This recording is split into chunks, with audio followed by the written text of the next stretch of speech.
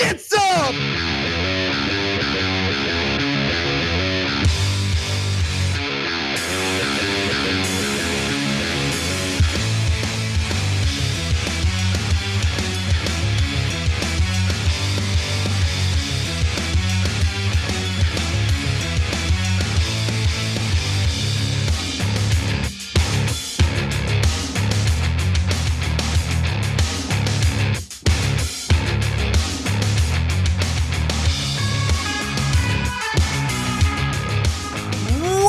Turks, Cenk, Uygur, and Kasparian with you guys on a lovely afternoon in America. It's so warm outside.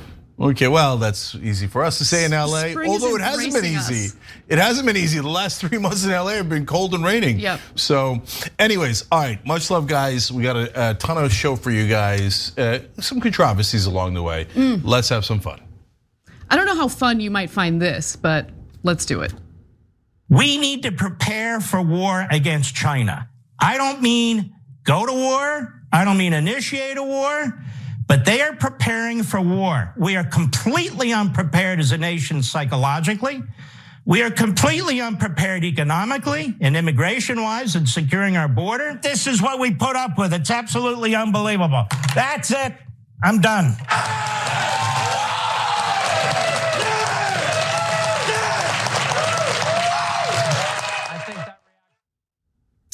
That animated guy, who certainly looks like he's ill-prepared psychologically, is conservative talk show host Mark Levin, who got a round of applause on Sean Hannity's show from Sean Hannity's live in studio audience. I guess that's a thing now on his show. Yeah. Anyway, as he was calling for not necessarily a direct war with China right now. He claims we just need to prepare for war with China. So yeah, I've heard that before. Yeah, so more warmongering rhetoric coming from right-wing talk show hosts. And he's just one of many right-wingers, which include people like Steve Bannon, who are very much in favor of drumming up war with China, which is ill-advised. I'll explain why in just a minute. Cenk. That's weird. I thought the right wing was against war, and that's why people like Glenn Greenwald and Tulsi Gabbard were supporting them. It seems like they're massively in favor of war. By the way, when you prepare, should you prepare defenses? Of course, you should always have defenses, right? But when you prepare for war, a lot of times you get war because of what you're doing. You're pushing forward, you're militarizing, you're antagonizing, etc. But I want to just say, we do $850 billion a year for the defense budget, but we're not psychologically prepared? No, it's no. He also later will claim that the military isn't getting the resources it needs. We're gonna debunk that. We've got the receipts. But before we do, why don't we hear more from his hysterical rant? China hasn't built the biggest navy on the face of the earth, military islands in the South China Sea, over 27 bases of different kinds in our hemisphere, a deep water naval base in Somalia, where my great uncle fought on Guadalcanal. You have China with a base on the western coast of Africa facing us, killer satellites, nuclear missiles. You think they're building all that to defeat Taiwan? They're building all that to defeat us. They're not going to be satisfied with Taiwan. No evidence of that whatsoever, but it's meant to instill fear in the viewers, to make them think that China's coming for us, it's not gonna stop with Taiwan. Again, not a shred of evidence proving that. Also, what do you think the United States is doing, has been doing for many, many decades in regard to building up its military capabilities? And is he alleging that China has built its military capability to an extent that it has surpassed the United States? Because that would be a lie as well. Yeah, so they have satellites, they have nuclear missiles, they have a couple of bases across the world. What do you think we have? We have more satellites, more nuclear missiles, and way more bases across the world. We're ill-prepared, Cenk. So we're not psychologically prepared though. Okay, if we spend another $850 billion on his defense contractor friends, then all of a sudden we might be psychologically prepared. Does that guy look psycologically prepared for anything? Come on, dude, his head looks like a naval base that we've got off the coast of Africa, okay? So, but anyways, but the thing that I get it. This is old school conservatives. This is a neocon. Exactly, and Mark Levin has always been a neocon. He loved the Iraq war, and he now wants to start more wars. But right-wing populists, where are you? Where are you? I thought you guys were against war. So do you love Mark Levin or do you hate Mark Levin? Hey, Tucker Carlson, you pretend to be against war. There's Mark Levin on your network saying, well, you gotta go war with China, like a freaking lunatic. So look, this is a little bit different from the lead up to the war in Iraq, because in the lead up to that preemptive war in Iraq, the Bush administration was lying to the American people about how, Iraq has weapons of mass destruction and they're a real threat, an imminent threat to the United States. And that's how they decided to drum up support for that illegal war. I mention that because that is exactly what Mark Levin is doing. It's a little different because it's not the actual government doing it, but if we had a right-wing executive branch right now, would they be parroting that talking point, that ridiculous, unfounded talking point that China is preparing for a hot war with the United States? I mean, and look, to be sure, the Biden administration has used a lot of hawkish rhetoric in response to China, in regard to China. And I find that problematic as well, because we should be de-escalating to the best of our ability. I think a lot of this is driven by economic competition and the fact that China's doing or growing economically much faster than expected. We helped them do that by shipping our jobs over to China to exploit cheap labor. And now, oh my gosh, what did we do? All of a sudden, they're becoming more and more of a hegemonic force. With all of that said, I do want to go to the last clip featuring Levin, because this is where he tries to make the case that our military, under-resourced. Our military is not prepared in the sense that they're pushing this woke ideology. Our military budgets do not reflect the threats that we are facing in the world around us. I want to say it again, so the backbenchers regurgitate it.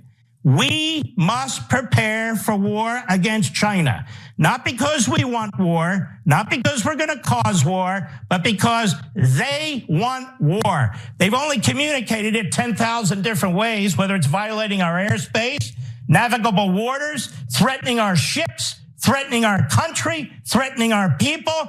What else can they do short of attacking? They're not going to be satisfied with Taiwan. This is a big damn deal. This is a big damn deal. I do not feel threatened by the Chinese government. I have never felt that they have threatened me or the American people.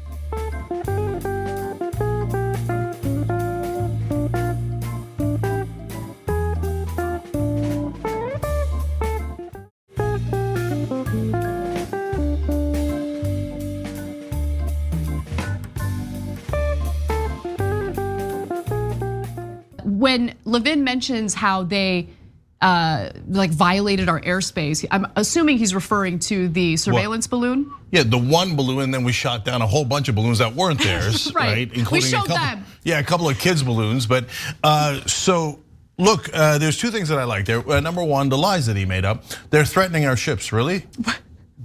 That would have been fairly large news if China said, you know what, we're going to sink one of your ships. That would have been gigantic news, right? They're threatening our country. When? When did China threaten to attack us? You're nonstop threatening to attack them on national television, on America, on the largest cable news station. That we see very clearly. We have not seen Chinese state government. We have not seen their state media. We've not seen anyone calling for an attack against America. So Mark Levin is a liar. He's lying so that his friends who are defense contractors can get billions of dollars more and stuff it into their pockets and rob the American people. No. And he said, oh, they're threatening our people. Again, lie after lie after lie to start wars, because that's what right-wingers do. But that's the second part. He said, I'm gonna repeat this so that the backbenchers can regurgitate it. So right-wing populists who are anti-war, go ahead, regurgitate his talking points like a bitch. Okay. Go ahead, he's telling you. Go ahead, go back to being pro-war. Go ahead. Or do you disagree? No, you can't disagree with a right winger, right? Bow your heads. So a few things that I want to draw a distinction of. So it's nuanced. China is not posing a threat to the United States, at least in terms of starting a hot war. Now, is there some reason to believe that China could be making moves to take over Taiwan? There is some evidence to that. Okay, so for instance, Levin's remarks came on the third day of Chinese military drills that have been taking place pretty close to Taiwan. Taiwan, of course, is self-governing, but China does not want it to be autonomous. And so there is some concern that China eventually will invade and take control. That is different from China posing an imminent threat or any real national security risk to the United States. I also want to address a few other things, including the military funding. His argument about, our military is ill-prepared, they're woke. I don't know what that means. He needs to be specific, because just slapping the woke label on everything that you don't like makes zero sense and is not a strong argument. But in terms of military funding, let's look at this first graph that shows you how year after year military spending has gone up. Okay, so there was a little bit of a dip during the Obama administration, but that didn't last long. And if you want exact numbers, let's go to the next graphic, where you will see that especially beginning in 2017, right? So we raised the military budget in 2017 from $639 billion to $646 billion. And then every consecutive year after that, consistently, Congress appropriates more and more money for the defense budget.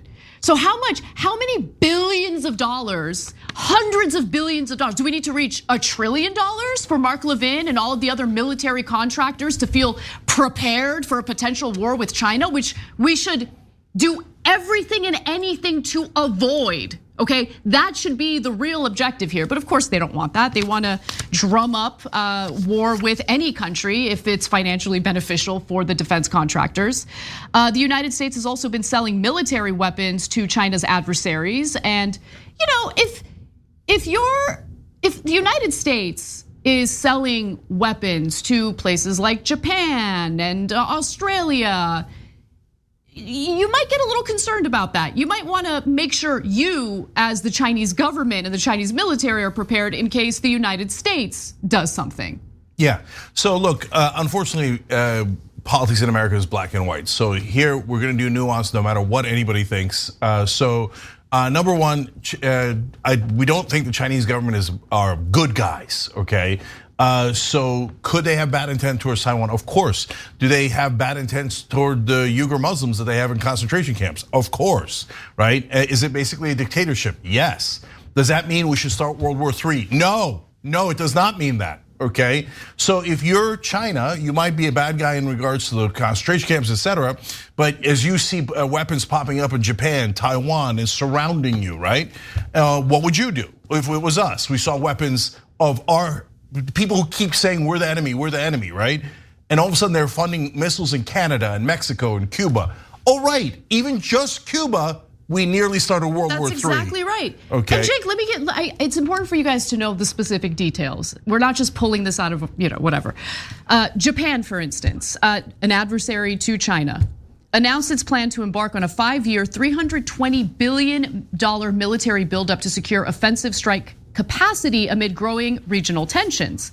Japan faces the severest and most complicated national security environment since the end of World War II, according to the new blueprint unveiled by the Prime Minister of Japan. It's a more conservative government, which named China as the biggest strategic challenge, followed by North Korea. Where do you think they're buying the weapons from? They're buying the weapons from the United States. Of course, the US is happy to oblige.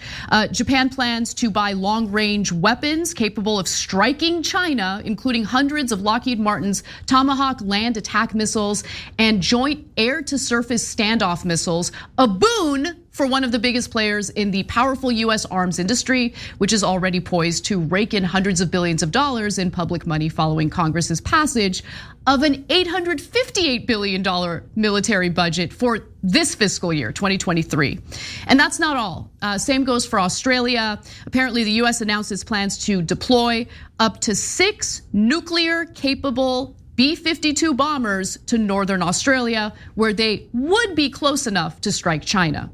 So if you are the leader of China, if you are part of the Chinese government, and all the US is making all these moves, all your adversaries are building up their military capability, what do you think you're gonna wanna do?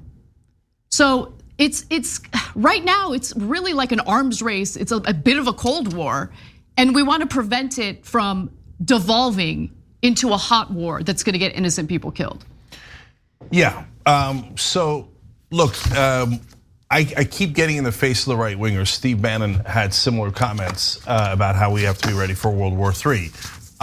So if you disagree with Mark Levin and Steve Bannon, say it. Say it. You guys aren't usually shy right wingers, right? So, and make up your mind. Are you against World War III? Like the Jimmy Dores of the world who kissed Tucker Carlson's ass and right wing ass because he claims that they're against war. Now it looks like they're pushing for World War III. So are you against it or are you for it? Which one is it? We've been clear all along. We're against the war. We don't want World War III against Russia or China. And why do the right wingers? One of our members just made this comment, great comment. So the right wingers are like, we can't arm Ukraine, the poor Russians. Such a great Plus, point. we don't want World War III. That's ridiculous. Oh, Taiwan, let's go arm the living crap out of them so we can go have World War III with a larger power, China. Well, how does that make any consistent sense at all? It doesn't. Guys, you're getting played. You're getting played by the same guys, the defense contractors, and you're gonna funnel more money to them, and you're gonna start more wars and get more people killed. All right, well, since we're doing a foreign policy related block, why don't we move on to the Pentagon leak?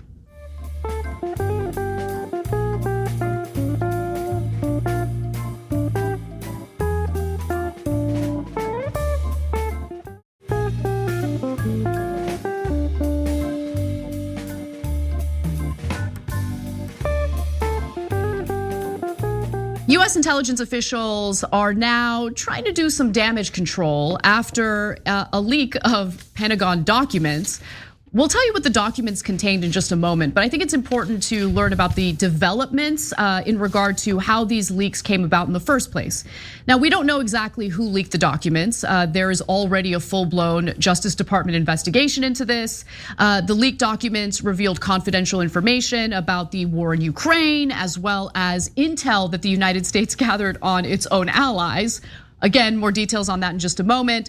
But to make matters even more embarrassing for the State Department, The Guardian recently reported that this leak had been traced back to a Discord server about video games and YouTubers. So here's what we know. And this is, in my opinion, a little bit fluid and subject to change. So this is what we know so far, but don't get mad at us as the facts might change a little bit in coming days, right? This is just the initial reporting on the leak.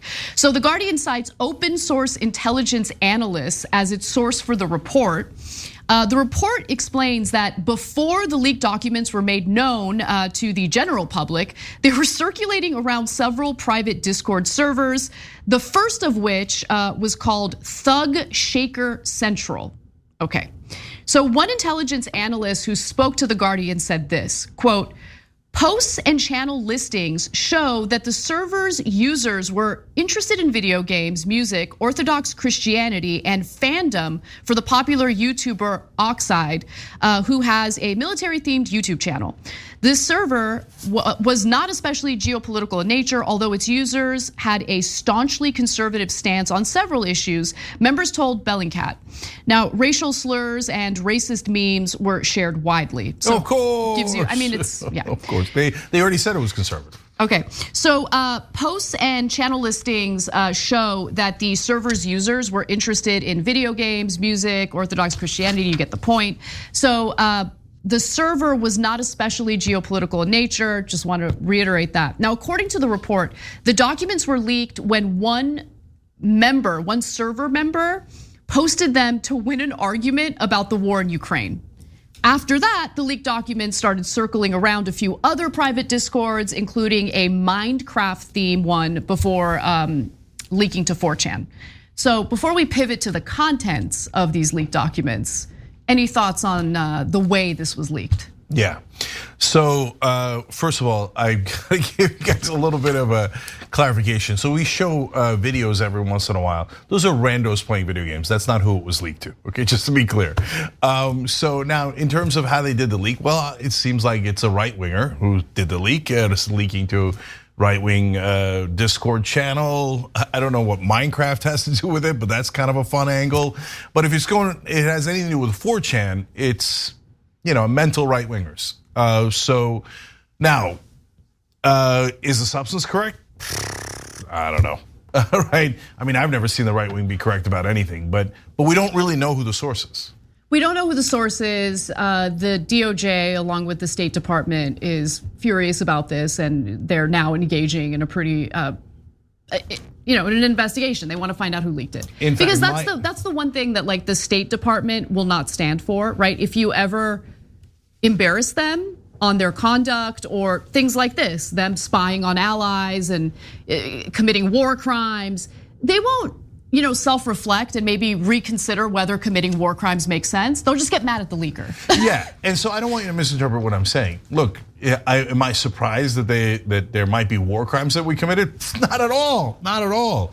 So like it doesn't, like the substance might be completely right. We have no idea like why they chose to put it on a right-wing platform, etc. But we do know that Minecraft has relocated to Russia to avoid prosecution. Okay, but don't say things like that because I don't want anyone to think you're being serious. Okay, I got you. But guys, there's a good reason why people are worried about it, because they chased Edward Snowden out of the country. Right. They imprisoned and tortured Chelsea Manning. So the American government is brutal when you embarrass them and show Julian Assange, another example. Julian Assange, for sure. If you actually do real journalism that challenges power, and again, if it's true, I don't care if it comes from the right, the left, I don't care at all, right? But if you do that, you're in a world of trouble, because if there's one thing the American government despises, it's journalism. So what's in the leaks? That's the question, right? And I don't trust very many sources to do good reporting on these kinds of topics, but I do trust Democracy Now! Amy Goodman had a pretty good segment on this. Let's watch. Concerning the war in Ukraine, the leaked documents suggest Ukraine has little chance of militarily defeating Russia. One document from February predicted that Ukraine's, quote, ability to provide medium-range air defense to protect the front lines will be completely reduced by May 23rd. The leaked documents also predicted the fighting between Ukraine and Russia in the Donbas region, quote, is likely heading toward a stalemate. Another document indicates members of Ukraine's security services were responsible for sabotaging a Russian plane inside Belarus in late February. The documents also appear to indicate US intelligence agencies had deeply penetrated the Russian military, giving the Biden administration internal information about Russian war plans in Ukraine, as well as operational plans for the private mercenary group Wagner in Africa. The Washington Post reports one leaked document reveals the Wagner group sought to purchase arms from Turkey, a NATO ally. Documents also show that Egypt, a close US ally, secretly planned to produce 40,000 rockets for Russia. I mean, that's a lot of tea. In fact, there's additional details that have been reported that you should know about, including the fact that there are NATO boots on the ground in Ukraine. So the leaked documents also indicate, one document dated March 23rd refers to the presence of a small number of Western special forces operating inside Ukraine without specifying their activities or location. The UK has the largest contingent, 50, followed by Latvia, 17, France, 15, and the United States, 14. And the Netherlands, they have sent one NATO member to Ukraine. So look, it sounds believable. So, some in mainstream media hype Ukraine as if like they're about to take over Russia, right? No. So the fact that they're not quote unquote winning, but kind of in a stalemate, least surprising news I've ever heard. They try to sabotage a Russian fighter. Least surprising news I've ever heard. Oh wow, it's in Belarus. Look, I get that he could drag more things into it, but if you think that the Ukrainians, the Americans, the Russians aren't all operating in other countries against one another, you're nuts. You just don't know this stuff at all, right? And so I'm not surprised. Oh, we infiltrated the Russian military. Well, I hope to God we did. Right? The Russians are trying to infiltrate us, or the Chinese. By the way, including our allies. Israel often tries to infiltrate us. We do the reverse back to them, right? So every time people pretend that we're like pure as the driven snow and we would never spy on the Russians. Are you kidding? I mean, I think they should be fired if they're not spying in on the Russians, right? So yeah, that's their job. I get it. The only part that's problematic, again, I'm not surprised by it, but it's problematic, is the NATO forces that are on the ground in Ukraine. They're also spying on Zelensky too. It's not just Russia that they've Of course we're spying on Zelensky. Of course we are. Yep. Come on, guys. Please don't be this naive, right? Like whatever the merit of this story, I would be shocked if it wasn't happening, even if the story isn't true, right? So, and by the way, you can tell from the reaction that it might be more likely to be true. No, because Kirby is losing his mind. Exactly. Yeah. That gives you the sense that like, okay, well, something that looked like not that credible on Minecraft, 4chan, these are like the least, Minecraft's fine. 4chan's the least credible thing in the world, right? But the State Department reaction to it makes you think, oh wow, looks like they got a pretty good source. The State Department has not given us any reason to believe that these leaked documents are a hoax, okay? They are furious about this, which seems to confirm that these documents are very much real. What I raise a little bit of concern over is the reporting pertaining to how the leaked documents went into circulation in the first place. I don't know, it's just a gut feeling. I have no evidence to provide for why I feel that way. It's just a gut instinct. But we'll see how that part of the story develops. But to be quite honest with you, that part of the story is less interesting to me and less important to me than what the actual leaked documents contain. And they do contain a lot of damning information. A few other things I wanted to quickly mention, including our relationship with Israel. It's really interesting when you hear our politicians and the executive branch talk about Israel overtly. But behind the scenes, the document titled Israel, Pathways to Providing Lethal Aid to Ukraine, says Jerusalem will likely consider providing lethal aid under increased US pressure or perceived degradation in its relationship with Russia.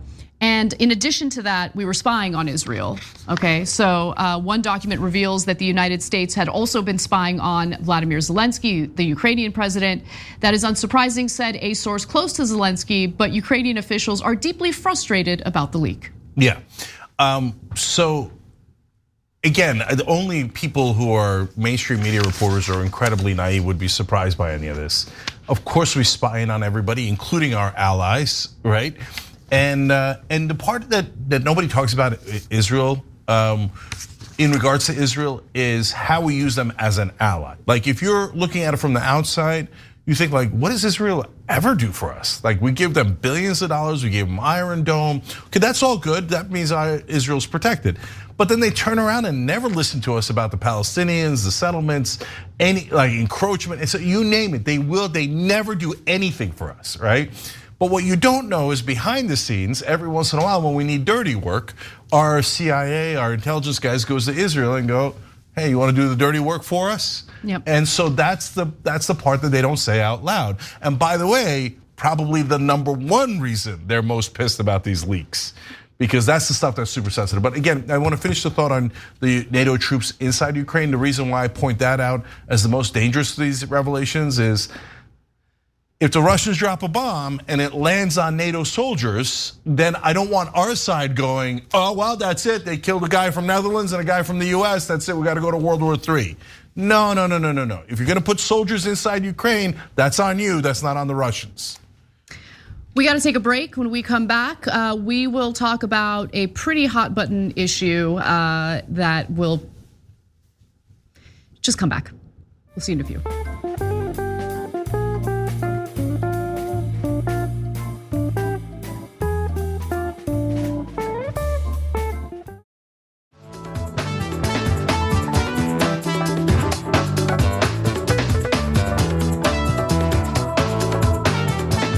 Back on TYT, Cenk and Anna with you guys, but also Kat and James Wolgamuth. James and Kat, you guys are awesome. Thanks for joining. You can do likewise by hitting the join button below the video on YouTube or go to tyt.com/join. We do this show together. We love you guys. Casper. All right. Former NCAA swimmer Riley Gaines says that she was assaulted on the campus of San Francisco State University, where she was invited by Turning Point USA and the Leadership Institute to speak about her views opposing transgender athletes in women's sports. Now, she was, again, a former NCAA swimmer. She competed against a transgender athlete by the name of Leah Thomas. And Gaines felt that the inclusion of Leah Thomas was unfair. Now, she tied 5th place, Gaines did, in the 2022 NCAA Swimming and Diving Championships. In March of 2022, Leah Thomas became the first openly transgender athlete to win an NCAA Division I national championship in any sport after winning the women's 500-yard freestyle with a time of 4 minutes, 33 seconds. Olympic silver medalist Emma Weyant was the second person to win at, I think she was 1 second too late, I guess. I mean, these competitions are incredible. Like, these are incredibly fast swimmers, you get the point. But anyway, this has been a controversial issue to say the least. And so Gaines was invited by Turning Point USA, an organization that we have been very critical of on this show. So we see what's happening here, to go onto this campus. Yes, I acknowledge it is a campus located in San Francisco, an incredibly left-wing part of the country. And this is provocative. I totally understand that. I mean, and her Twitter profile is also, I think, meant to be somewhat provocative. Mentions that she's a spokeswoman with Independent Women's Forum and that there are only 2 sexes. Now, Gaines was in fact accosted by trans rights activists after giving her speech. And I want to be clear, there were trans rights activists or people who disagreed with her in the room as she was doing her talk, and they were incredibly respectful. Even though they engaged in protest as well, I think they did it right. But what you're about to see is what I think is incredibly counterproductive for anyone who actually gives a damn about transgender rights in this country. Let's watch.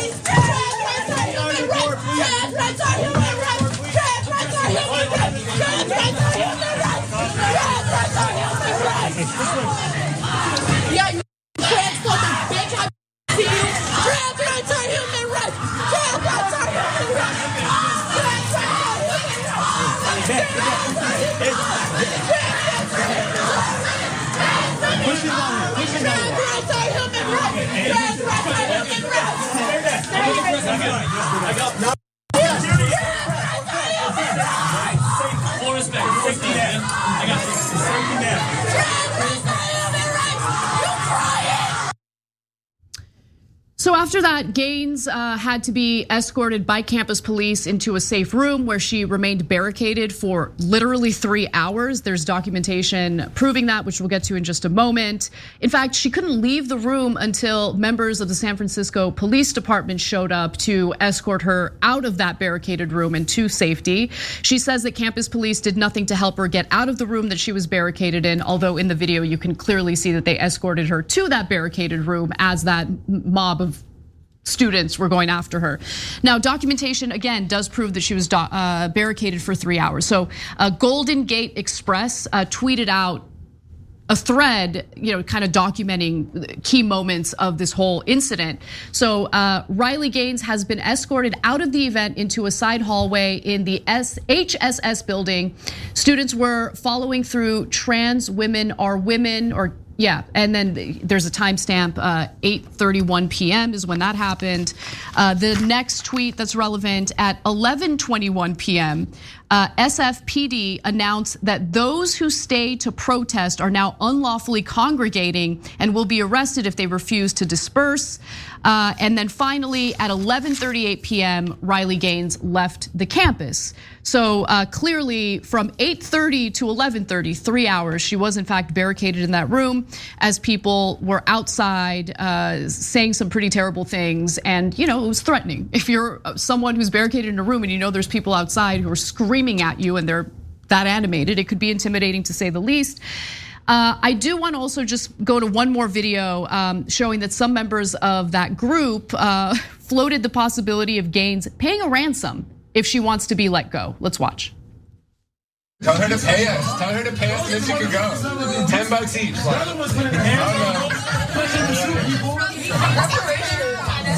Because she probably got paid for this, so we could get paid for it too.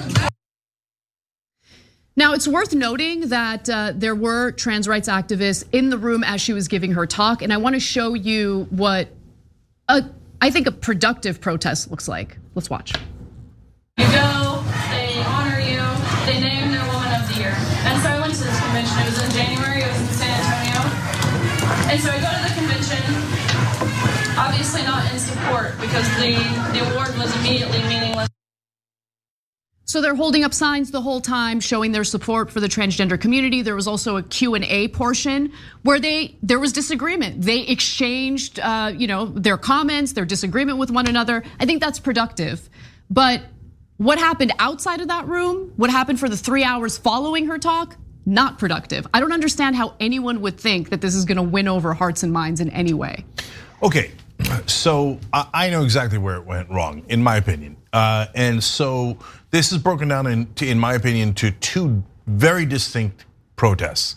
Now, it wasn't in real life. It moved fluidly, and it was generally speaking the same people. But let me tell you what I think went right and wrong. First of all, Riley Gaines, she's conservative, so I probably don't agree with a lot of her opinions. But I don't care if I agree or disagree with her opinions. Should she be allowed to speak? Of course, right? So the protest in the beginning was perfectly great.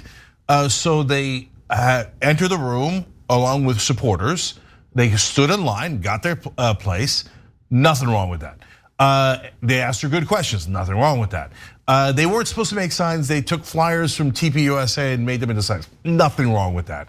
The people outside are chanting trans rights are human rights. Nothing wrong with that. You go, you protest, you chant, everything's good, right? So this thing was almost a picture of like a pretty good exchange on a college campus in America, okay? But when she's leaving, you gotta let her go. You can't get in her way. No, guys, that's terrible, okay? So here, let's talk it through. So number one, she says she was hit. I don't know. I didn't see it in any of the videos, but could she have been brushed, or hit or so? I don't know. It's certainly possible, given the mayhem that was happening there. But there's one thing we do know that is clear. The cops thought it was not safe for her physically to leave that room for 3 hours. That's not good, okay? And so, guys, chanting is one thing. It's not just like neutral. It's good. Chanting is good. Protest is good, right? But when somebody feels physically unsafe and you won't let her out, then you've lost the moral high ground. What'd you do that for, right? Think about it this way, guys. Shoe on the other foot. Imagine it's like right-wing protesters and they're chanting crazy stuff about trans people, and the person in there is a left-wing speaker, as trans speaker, right? And she's scared for her life in there, and the right-wingers are chanting, and the cops say to the trans activists, it's not safe to go outside, we're worried that they're gonna harm you, right? Now, what would our community, the left, say? I mean, you know. You know what we would say. Yeah. We would say those right-wingers are monsters. Let her out, right? So don't be hypocritical. Please, I'm begging you. I know it's so hard. We get into into individual camps, and no, everything on the left has to be right. Nope, everything on the right has to be right, right? No, that protest got out of hand the minute it felt that it became physically unsafe, right? Do not lose the moral high ground. You had everything right until then, please. The thing that's frustrating about these situations is that these exchanges, if it's done appropriately without devolving into violence or intimidation, it could be productive, it could be persuasive. That's the way that you actually make progress. And I think the biggest mistake that trans rights activists make is just assuming that everyone already knows everything they need to know about transgender people and how they need to have their rights protected. But you gotta understand that for a lot of Americans, these are all new concepts. And so people, it takes time for them to learn these new things, to be accepting of new things. And I think this knee-jerk reaction of, oh, you're just a transphobe, you're a terrible person, I'm exhausted, it is not my job to educate you. Okay, well, understand that if that's your mindset, then you're never gonna win. You're just not. And if you think that you're gonna win by intimidating and bullying people, that's also not gonna work. That actually turns a lot of people off. Yeah, if you're an activist or you're in this sphere in any way, and you say, well, it's not my job to educate you. Well, no, okay, it's not. But then you got to go home, because then you're not in this conversation, right? So like here, I'll use my example. When Muslims were attacked, and pre-Trump too, remember the Republicans had these giant hearings. Keith Ellison went and spoke eloquently as only, back then though, I think the only Muslim American, I forget if Andre Carson was in already. And they were saying that, look, basically we were dangerous and we should be kicked out of the country. If I said at the time, I'm not even gonna cover it on the show, I don't have to explain it what Islam is to anyone. Well, how does that help? Well, they don't know about Islam. They didn't grow up Muslim. They don't know that instead what I did was I engaged in debates, 3 hours to Sam Harris, everyone on Twitter, Bill Maher, everybody else, right? And we got some people at least to realize, oh, Muslims are also human beings. Can I actually jump in on an example that's actually very personal to me and to you, right? Mm-hmm. When I first started working here, Cenk, because of the Turkish bubble like he grew up in, didn't see my perspective on the Armenian genocide and the reality of it. Let's just keep it real, right? I could have just written Cenk off and be like, oh, he's a bad person. He's a bad person. He can't be saved. No, except we engaged in some pretty fierce debates. We engaged in uncomfortable discussion. But to me, it was worth it because I understand that most humans are good and most minds can be changed through persuasion, through understanding, through engaging in these exchanges. Now look, there are people out there who don't engage in good faith debate. I'm not talking about them. I'm talking about ordinary people who are open-minded to some extent. And guess what? He changed his mind. And I think the transgender community, along with transgender activists, can do that. I just think some of their tactics turn a lot of people off and they're totally blind to that, which amazes me. Yeah, and in that case, I don't know that they were all trans activists. They might have been leftists, generally speaking, right? And guys, if you just don't lose the moral high ground. It doesn't help your cause at all. And if you say, I don't have to help my cause, people should already be on my side. You're not, okay, but they're not. So we gotta help to make sure we win elections so they don't pass all these terrible bills against trans people. They pass like hundreds and hundreds of bills against trans people, right? So we've gotta find a way to convince the average person. Here, I'll give you a last example, guys. So, for example, when you talk about sports and trans people participating in the sports, I think it's an interesting and legitimate debate to talk about hormone blockers and how much of an effect they have on athletic ability. Agreed, yeah. Right, so when trans folks that are activists like Benny Carollo or anyone else makes that point, that's good. You're engaging and a lot of people don't know that.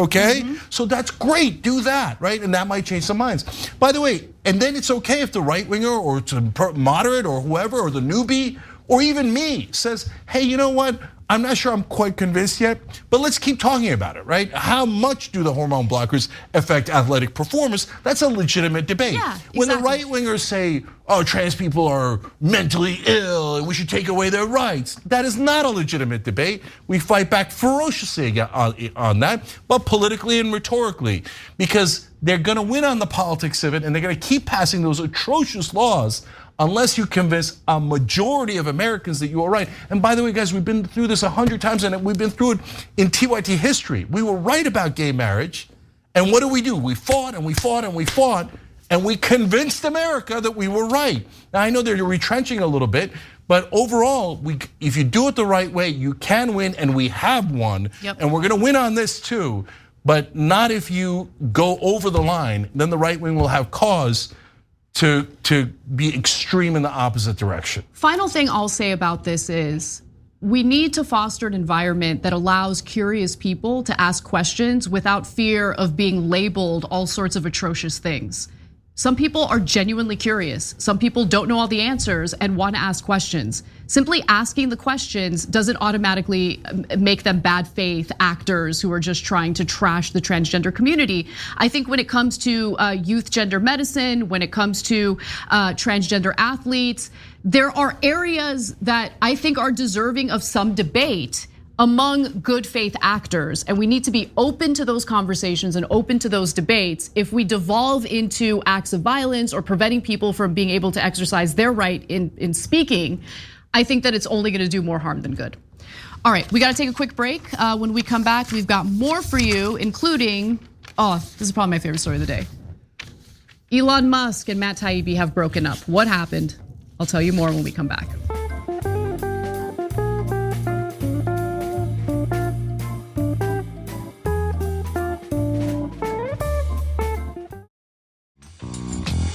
What's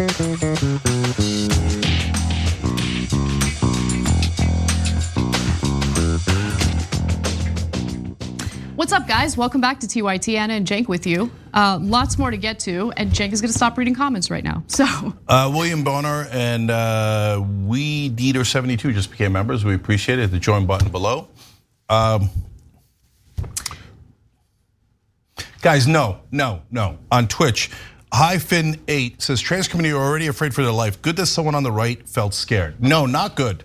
Not good. We don't sink to their level. Okay? Do you guys think that you're gonna win anything by doing that? Like, you're not gonna win. But what's the plan, right? Like, but seriously, this is the debate that Cenk and I had, I don't know, a few weeks ago, where there's a difference between engaging in emotional releases, and I totally get that, right? I have definitely indulged in that quite a bit. But it doesn't actually accomplish anything. It's really about the person engaging in that emotional release and feeling good by doing so.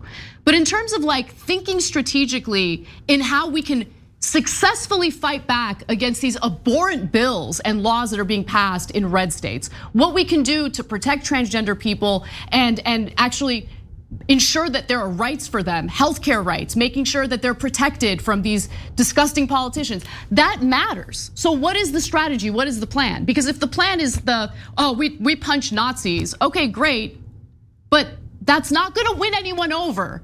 That's not persuading anyone of anything. And in fact, I just don't get it. I don't get it. It helps the right wing, it helps the Nazis. It's all they talk about now. All they talk about is, oh, look at these violent transgender people. They're so violent. Why are you playing into their hands? How can anyone think that's a good idea? I just don't get it. But look, if you can admit to yourself that it feels good, so I'm gonna do it, okay, then at least you're being honest, and I agree with you. Like, agree with you in that you're doing it for an emotional release. But if you're doing that with a cover story about how you're fighting for transgender rights, you gotta understand that it's not actually gonna accomplish a damn thing. In fact, they're gonna use that violence as propaganda against the transgender community, which is exactly what's happening right now. Super last thing. Violence is immoral and wrong in and of itself. And that is what every progressive activist, all the way through Martin Luther King Jr. has said forever and ever, Nelson Mandela, Mahatma Gandhi, you name it. But second of all, guys, once the violence starts, the right wing has a massive advantage. They will out-violent us every time. Okay, so don't go down that path. It's an immoral and incorrect path. Okay, that's my 2 cents on it. Okay, you asked, I said it. All right, let's go. The bromance between Elon Musk and Matt Taibbi is coming to an end. And this all culminated with Musk sharing private conversations with Matt Taibbi over Signal. Now, before we get to those messages that they exchanged, what prompted this whole fight, this conflict, this debacle? Well, it all started last week when Elon Musk decided to disable links to Substack on Twitter. Now, by disabling them, it didn't mean that a person couldn't post a Substack link, but what it did do was prevent people from being able to essentially like and retweet. It really limited or restricted Substack links. Now, the issue was over Substack launching a new feature on its platform known as Notes, and that feature happens to be kind of similar to Twitter's features. So the Substack Notes feature was announced by the co-founder of Substack on April 5th. He wrote, "Today we're announcing Substack Notes. Notes lets writers publish short form posts and recommend almost anything, quotes, links, images, and comments. It's coming soon and will look like this." Okay, and then you can see the imagery of what it'll look like.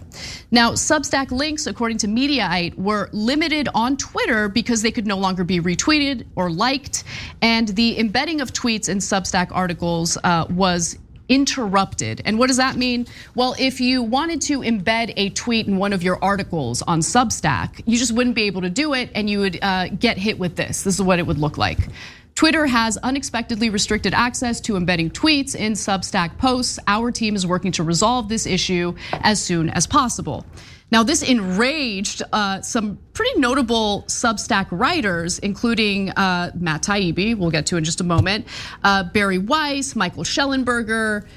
Those names should be familiar if you've been following the Twitter Files story, because they also happen to be the handpicked journalists that were chosen by Elon Musk to report on the Twitter files, right? Now, Matt Taibbi was not happy about this, about the limitations for Substack links on Twitter. And he says, of all things, I learned earlier today that Substack links were being blocked on this platform. When I asked why, I was told it's a dispute over the new Substack Notes platform. Since sharing links to my articles is a primary reason I come to this platform, I was alarmed and asked what was going on. I was given the option of posting articles on Twitter instead. I'm obviously staying at Substack and will be moving to Substack Notes next week. I should also note that in his Substack, Matt Taibbi made it clear that he plans on leaving Twitter over this. Although, who knows if anything develops before he does. I mean, Musk might convince him not to, I don't know. Others like Brett Weinstein were also pretty upset with Elon Musk. He wrote, you know that thing where the left eats its own? Actually, I do, yes. We mustn't let that happen to the emerging Western values / free speech coalition. Many of us who have backed your Twitter play and taken substantial heat for it are thrown by this move. The public square isn't a monopoly. The thing is, when the public square is owned by one billionaire, the message tends to be monopolized, but I digress, Cenk. Yeah, it's not a public square. I mean, this is the conversation we've had the whole time. So Elon Musk says, I can't believe the owners of Twitter are against free speech. And he's the one that, to be fair to the critics there, it made it seem as if it was a constitutional issue and that Twitter was a public square. And just like we told you guys, the minute he bought it, just like Donald Trump, he started excluding people from his platform because it's not a free speech issue and it's not a public square. He's the owner of that private company.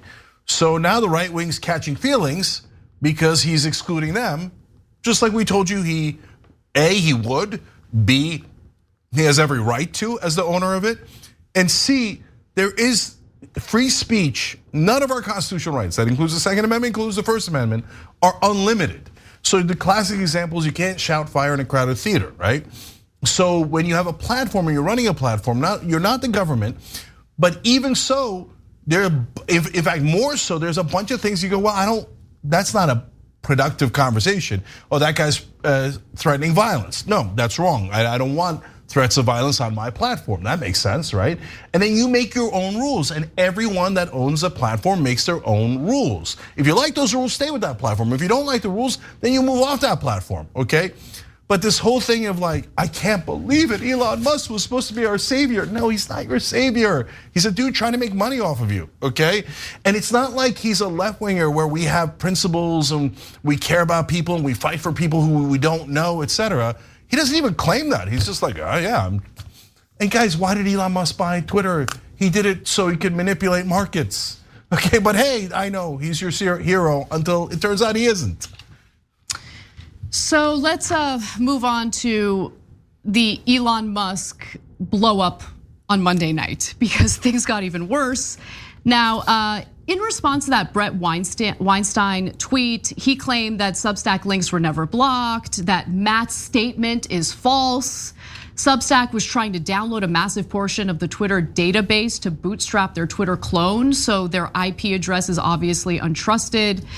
He also says, turns out Matt was an employee of Substack, which makes it seem as though he's accusing Matt Taibbi of being bought and paid for, which is fascinating because Matt Taibbi was accused of being bought and paid for by Elon Musk in being the first journalist chosen to do the Twitter files.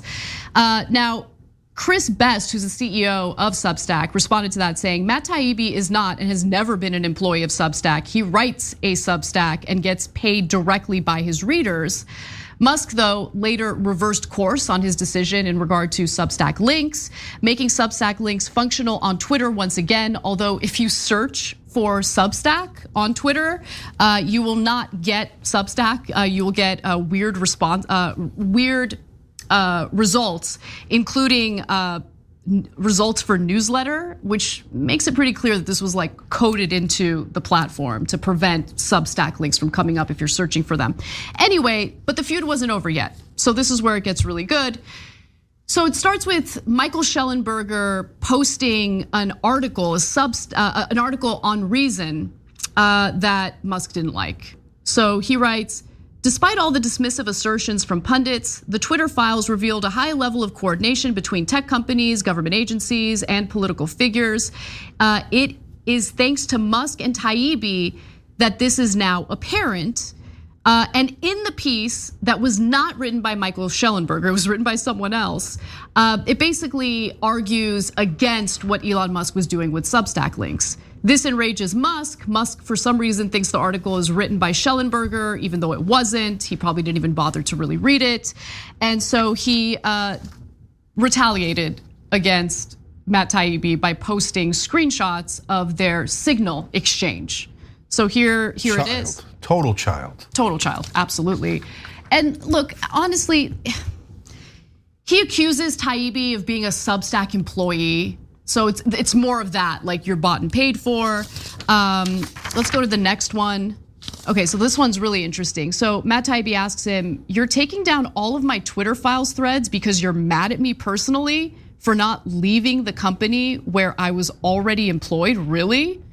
And it's like, look, I might disagree with Matt Taibbi on a lot of things these days, but he's not a dumb guy. It's kind of surprising that he's shocked by this. Like, how did you not see who Elon Musk really is? He is a child, he is juvenile, he has incredibly thin skin. I'm not surprised by any of this. Yeah, look, classic douche move is sharing those private messages. Like, that's usually a pretty good sign of who's right and who's wrong, right? Not always, but often. So why are you sharing his private messages? Like that means, hey, we had our understanding that this was supposed to be private, but I'm gonna screw you. And I'm a bad guy and I don't actually mean anything I say. Anyways, so look, Matt Taibbi's got his own issues. He's been pretty disappointing in a lot of ways. Lately, yeah. And that's, we're disappointed because he used to be a great journalist, right? And so he went in this Glenn Greenwald route, but not full Greenwald. He didn't go full Greenwald. He's, as far as I can tell, he's not as much of an apologist for the right wing, although then he does his Twitter files. But I know, Matt, like you probably, my guess is that they were so out in the wilderness when Elon Musk throws them a line, it was hard to resist going along with this charade. But come on, you're better than that, man. That stuff was so out of context, it was embarrassing. Anyway, and now what happens? Of course he throws you under the bus. Who'd you think he was? Did you think Elon Musk was the good guy? Okay, ridiculous. All right, we gotta take a break. We'll be right back.